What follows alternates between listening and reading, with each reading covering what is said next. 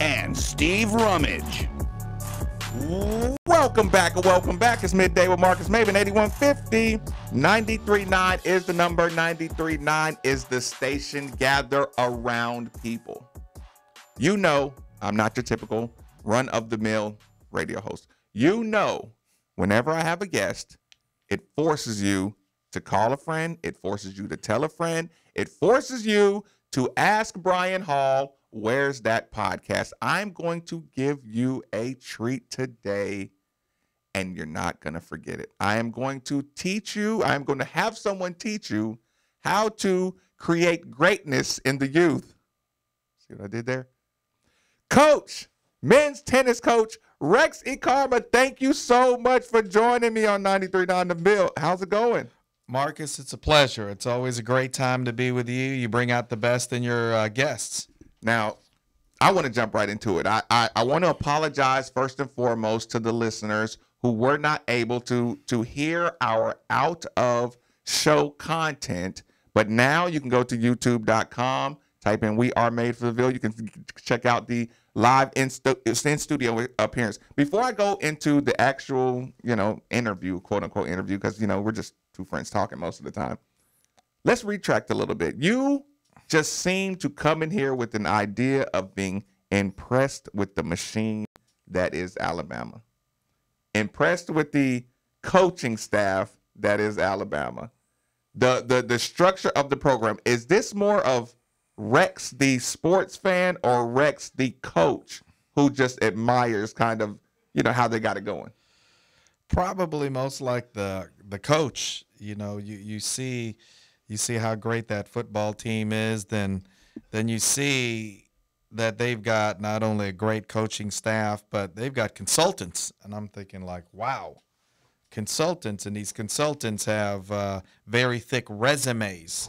And you're thinking, wow, that's incredible. Are you tiptoeing around thick resumes and are you using air quotes when you say consultants? Because I do. Listen, I call them coaches that you gave jobs to on your sideline.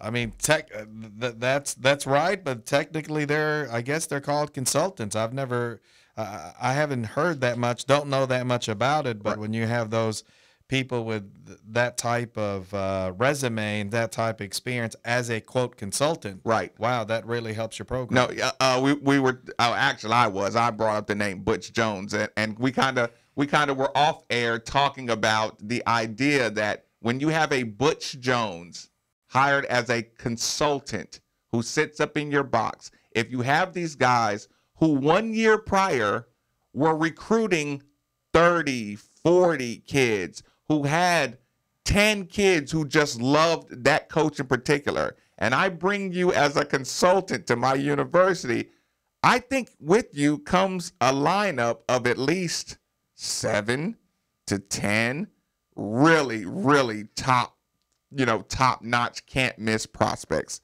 Is that a fair enough idea, or do you think that's a stretch on my part?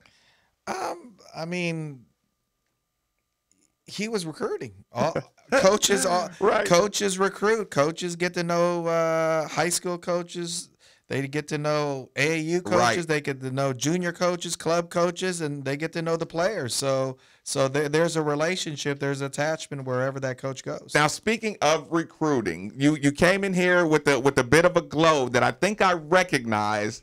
Recruiting, we know the rules. You must tap dance around specifics, but how has your recruiting adventures been, and how have they been going, and where have they been taking you as of late? I mean, we've been everywhere. We've been at the USA Hardcourt Championships, Clay Court Championships. Locations. That's in Delray Beach. That's in Kalamazoo, Michigan. We've been to a lot of different nationals in Memphis and all over the South, and things have been going really well for U of L men's tennis. Now, when you say really well, if you had the multiple sites and ranking, everybody spending their time on ranking and recruiting classes, do you have like a recruiting class system, like, or do you just, is that one of those things that is just more of a basketball, football thing? Oh no. I mean, tennis has their own recruiting class system and all kinds of different numerical metrics, right. and things like that. I mean, tennis is very detail oriented. Got a lot of stats. So yeah, I mean, tennis has class rankings. Okay, before we get to the really good stuff, I want to ask, what's your transition from recruiting to practice? Like, is it a time limit? Is there a recruiting period? Are they as stringent on you? Do you have to tap dance around or push every recruiting time frame to the limit? I mean, are you going to show up in Ireland and sit with the kid's mom, just to get a selfie? Like, is it that strenuous? I mean, with tennis, it is strenuous because there's not really a recruiting calendar. We recruit 12 months out of the year. So it's not like, hey, this is the competition season and this is the recruiting season. In tennis, they overlap. So you could be competing one day, then you're flying out to see somebody else another day. Okay, so now we got to get into the good stuff. You know me, I have a certain soft spot for the Detroit Lions. Sometimes I fancy myself as a developer of young talent through the family. It's always fun when I get to bring you in here because I want to listen to you, and then usually by the end of listening to you, I can say, see, people, I told you, it can be done. Landon Ikarma received his first national college recruiting ranking, tennisrecruiting.net, which rated him as a 5-star recruit of class 2025. I can't read that and not relate to how fun that is to see his name on list as 5-star. Last time we were here, you were giving me a bit of a hard time about the 3-star versus 5-star, and do you have to accept things? People are mad at me because they feel like I'm putting limits on football when I say sometimes you have to be happy what you got when you're building to be great. How do you create, for lack of a better word, how do you manufacture top-level recruits like your children? Well, don't oversimplify it either. You got to look at it and say, do they have it? Is there when you open up that hood, you got to see, is there a tiger in that tank? Or is there a kitten? You look for the tiger first. You got to know that they want it as bad as you want it for them. Well, slow down. How do you breed the tiger?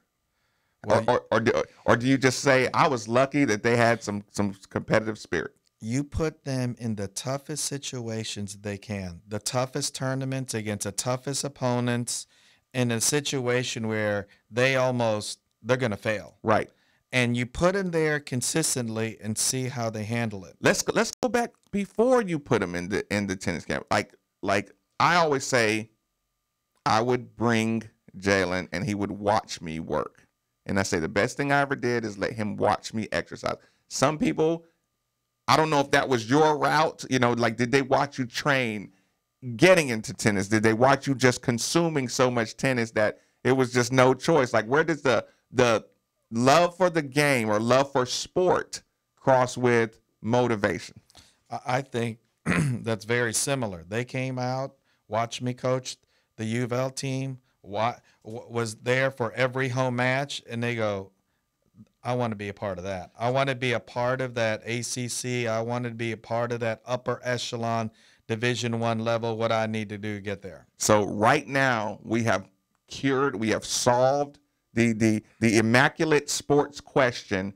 They have to see you doing something at an early age, and that's the best way to develop a passion for a thing. Well, at least it reveals something. Some kids, that's too intense. That's too much. That's too this, too that. So, some kids will think, I want to get there. How do I get there? What do I need to do? How hard do I have to work? So you put them when they're young in a situation at a national level and see how they did. I was just really blessed and fortunate that both my children went to the national levels and competed very well. How do you contain their eminent arrogance? I'll say that, eminent arrogance, because you can tell them you're not good on a national scale, but they hear how good they are on a local scale. Sometimes a lot of kids who are performing will start to gravitate towards the you're doing good versus there's a lot of dogs out there that you're gonna run. Like I was having this conversation yesterday. How do you keep your 5-star recruit children chasing ghosts rather than listening to whispering angels? And that's a great question. In tennis, it's a little bit easier, Marcus, because if 128 players start a tournament, only one wins. So there's 127 guys that lost. So when they go to these tournaments, they're not winning all these tournaments. They're winning very few, but they're doing well in them to move themselves up nationally. So they're coming home. Their very last match before they get in the car with myself or my wife that's probably a loss. Right. So it keeps them down to earth. Yeah. How do you address losses with children that are so good at their craft? Well, losses are a part of development. If there are wins where they're supposed to lose, and if they come out with a win, that's a fantastic job. Do you transfer that into your college style? Of the challenging, or do you know? Because we have these conversations all the time. Are you a confidence builder coach? Do you agree with the Alabama kicking, or would you rather? Okay, we got a lot of things to work on. Let's start off slow, build our way up, work fundamentally up, or you say go get whooped early so you get humbled, and then your bar is it's really far away. I think that I'm mostly like that, especially when we were in the Metro Conference USA.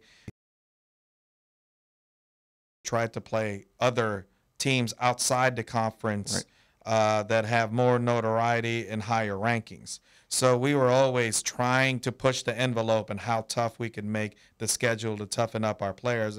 I remember, that was one of the things that Coach Denny Crum always believed in. He wanted to play the best every year, especially early in the year, to see what he has and see who can perform and see what he has to work on. So I still believe in that. When you look at this football team, just to kind of keep it on a scheduled development, early struggles versus late struggles.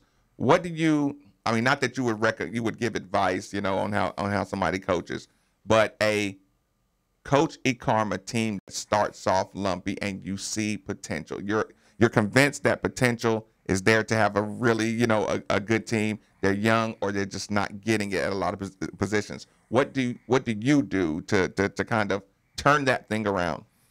I'm a big believer in Coach Petrino and the staff, and he's got a lot of, good pieces that he's got to put together. Right. I think that as the season goes and as the execution rises, then the confidence will build. Some things have been revealed. I believe they're gonna go out there and fix it. There's a lot of good athletes. There's so many good coaches. They're gonna put it together, and we're gonna see some of that this weekend. You have a player on your team that has the yips, has the service yips, right? Can't get that. He's taking off 10 miles off his second serve. He totally has the yips. Do you schedule him? Do you put him up against in practice the return crusher, or do you put him up against a guy that he can kind of manipulate a little bit? Let's say you have a game coming up this weekend. Do you put him against the crusher returner, or you get his confidence on your team? Early in the week, Marvin, Marcus, he's gonna play a person that he could, he's gonna do well against.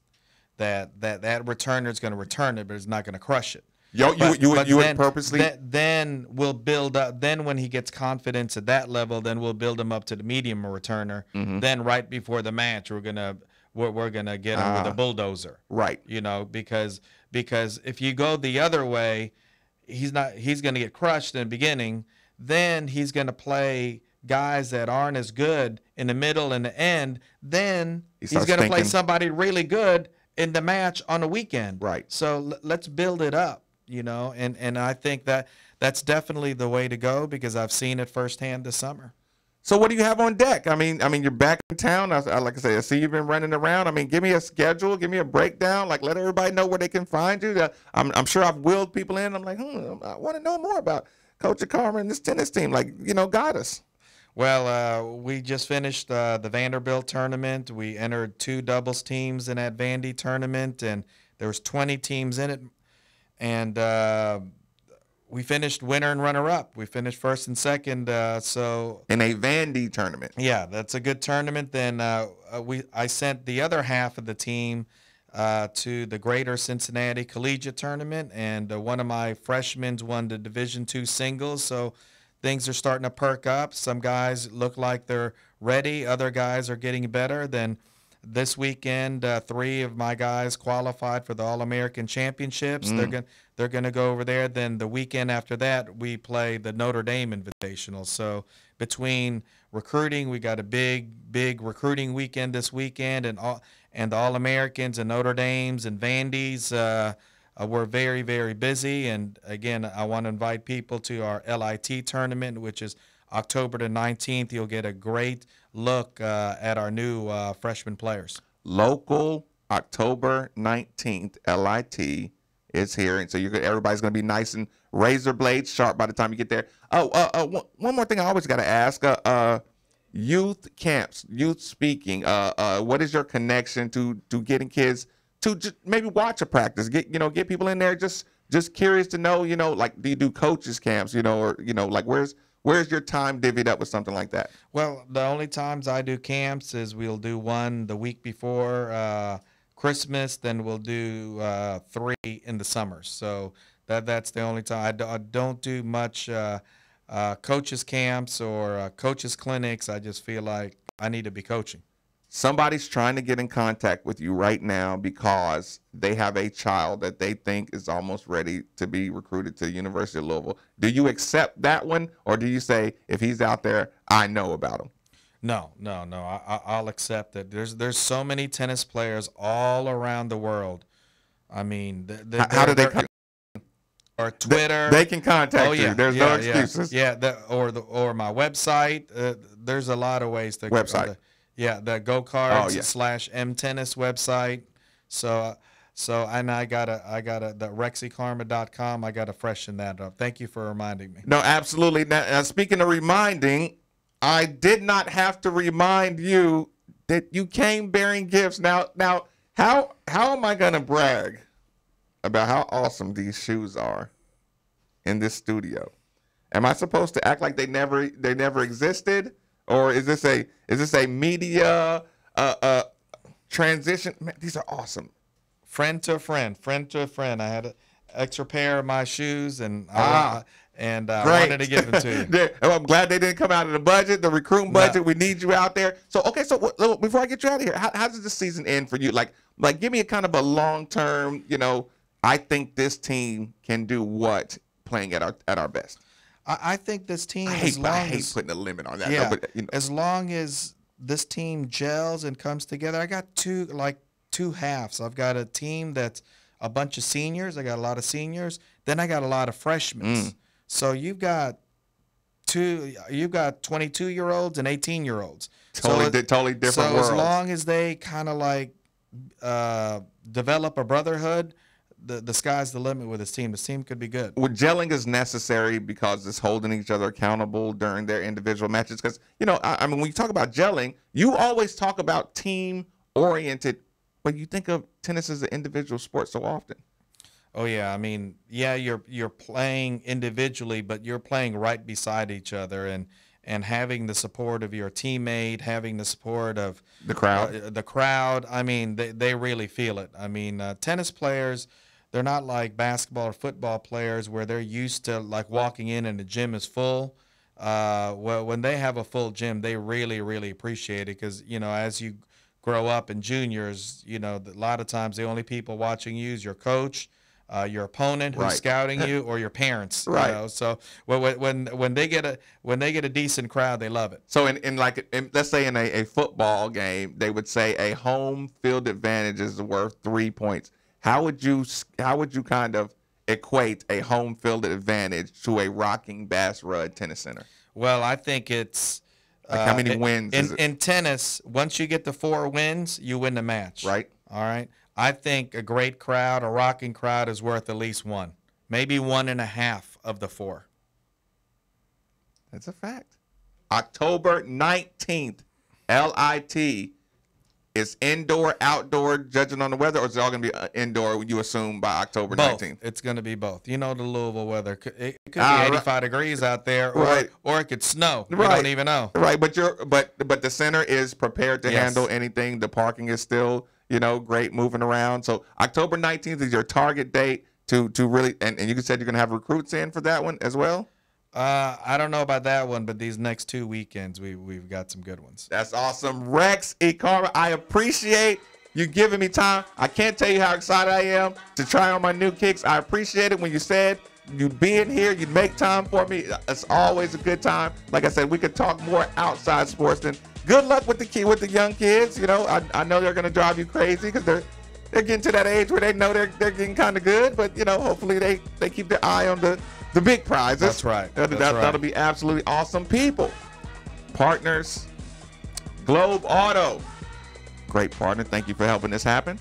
Bill Edscoins and Sons Collision Center. Thank you for helping this happen.